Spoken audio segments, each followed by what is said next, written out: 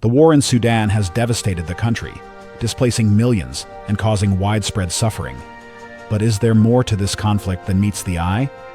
Today, we examine the role of global powers, particularly Russia, in fueling the ongoing crisis in Sudan. Sudan, a country in northeastern Africa, has been embroiled in conflict since April 2023. The fighting pits two military factions against each other: the Sudanese Armed Forces, led by General Abdel Fattah al-Burhan, and the Rapid Support Forces, commanded by General Mohammed Hamdan Dagalo, also known as Hemedti. These former allies are now locked in a brutal struggle for control of the country. But this is not just an internal power struggle. Evidence suggests that foreign powers are playing a significant role in prolonging and intensifying the conflict. At the forefront of these allegations is Russia. Russia's involvement in Sudan has raised eyebrows in the international community. The Wagner Group, a Russian private military company with close ties to the Kremlin, has been linked to the Rapid Support Forces. Reports indicate that Wagner has provided weapons, training, and even direct military support to the RSF. This involvement aligns with Russia's broader strategy of expanding its influence in Africa, often through military partnerships and resource extraction deals. However, Russia is not the only global power with interests in Sudan.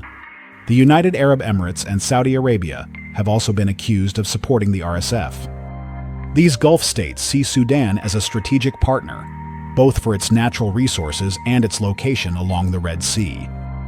Their backing of the RSF is likely aimed at securing their economic and geopolitical interests in the region.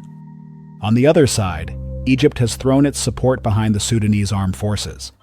Egypt shares a long border with Sudan and views stability in its southern neighbor as crucial for its own security.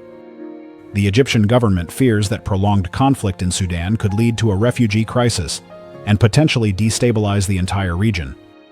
Western powers, including the United States and European nations, have largely stayed on the sidelines of the conflict. They have called for an end to the violence and imposed sanctions on key figures, but their direct involvement has been limited. This reluctance may be due to concerns about getting entangled in another complex African conflict, as well as a recognition of the limits of their influence in the region. The involvement of these global powers has significant implications for the future of Sudan and the broader region. Foreign support for different factions prolongs the conflict, making it harder to reach a peaceful resolution. It also risks turning Sudan into a proxy battleground for competing international interests, further complicating efforts to restore stability and democracy. Moreover, the situation in Sudan highlights the ongoing competition for influence in Africa among global powers. As countries like Russia and China seek to expand their presence on the continent, traditional Western influence is being challenged. This shift could have far-reaching consequences for African nations and the global balance of power.